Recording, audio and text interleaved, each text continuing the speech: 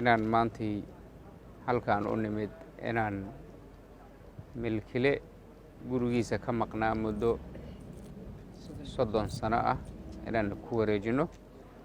runtii dadaal la sameeyey ayay ku suura gashay. guryaha burburkii markuu dhacay dhibaato badan ayaa ka dhacday, hanti badan ayaa la kala qaatay, guryo badan ayaa la kala xoogay, dhul bannaan isaga warkiisa badaa. arrintaas waxaa maamuladii isbebedelayay maamul walba uu aad ugu dadaalayay in cid walba waxeedii dib loogu celiyo.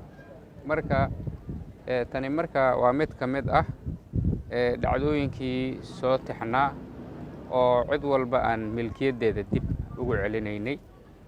degmada Kaaraan ayuu ku yaalaa gurigan. waxa uu ka maqnaa gacanta milkilaha markii burbur ku dhacay oo laga qaxay. qoys Soomaaliyeed ayaa ku noolaa. qoyskii Soomaalida oo degan ayaa waxa u soo noqday dadkoodii. maamulka ayay la soo xiriireen maray ayaga xoogaa isfahmi waayeen.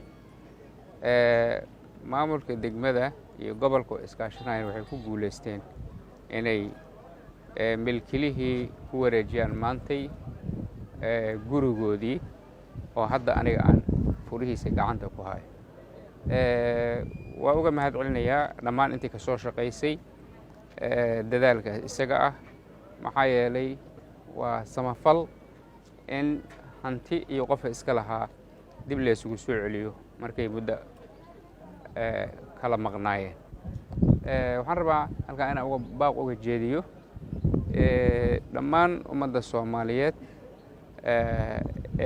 mataqaanaa degan ama haysta hanti ayaan lahayn, gaar ahaan kuwa gobolka Banaadir gudihiisa ah, inay cid walba hantideeda ay dib ugu celiyaan ayaan ugu baaqaynaa inta aan dacwad iyo dhibaatad iyo mushaakil kale uusan imaan.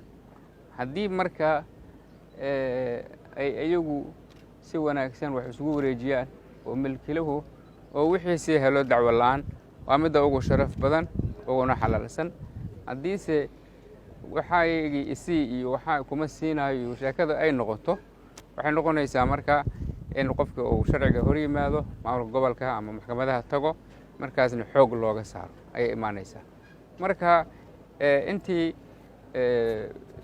meediyaha lala wadaagi lahaa adoo xoog lagaaga qaadayo hanti dad, waxaa kuu sharaf badan inaad si wanaagsan oo dadnimo ah isaga wareejiso mar haddaadan adigu lahayn ama aadan wakiil uga ahayn milkilihii iska lahaa. marka intaasaan rabay inaan baaqaas u jeediyo bulshada Soomaaliyeed. qaar baa weli laga haystaa, qaar badan waa la wareejiyey, kuwa badan ayaa mataqaanaa dukumentiya loo samaystay, gaar ahaan dhulalka bannaan kumaba sii jirta ugu sii. marka waxaasoo dhan dacwooyinkooda waan haynaa, qaar badanna waa la dhammaystiray, waa lagu guulaystay, kuwa kalena waa daba taagan. marka intaasaan rabay inaan mataqaanaa la wadaago meediyaha. waxaan rabaa marka hadda gurigan ciddii iska lahayd, cidda uga wakiila inaan gacanta u geliyo furihii guriga, isla markaas ay gurigooda si muuqata oo markhaati leh ula wareegaan.